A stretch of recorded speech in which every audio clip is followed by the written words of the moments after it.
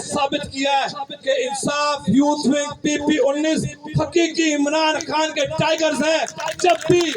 عمران خان نے ہمیں کال دی ہے، سب سے آگے اگر کوئی کھڑا ہوا تو انصاف یوتھ ونگ PP-19 کھڑی ہوئی ہے۔ 9 مئی مجھے آج بھی یاد ہے، جب 9 مئی ہوا تو جیسے میرے بھائی نے بات کی کہ لوگ ہمیں ڈراتے تھے، یہ ہو جائے گا وہ ہو جائے گا، ہم نے صرف ایک چیز دیکھی کہ ہمارا قائد حق پہ ہے، اور جو بھی قوتیں، چاہے وہ اس ملک کی سب سے بڑا اشرافیہ ہو یا کوئی ایک سپاہی ہو، وہ عمران خان کے اس نظریے کو دبانے کی کوشش کرے گا تو ہم اس کے لیے صف اول میں رہیں گے۔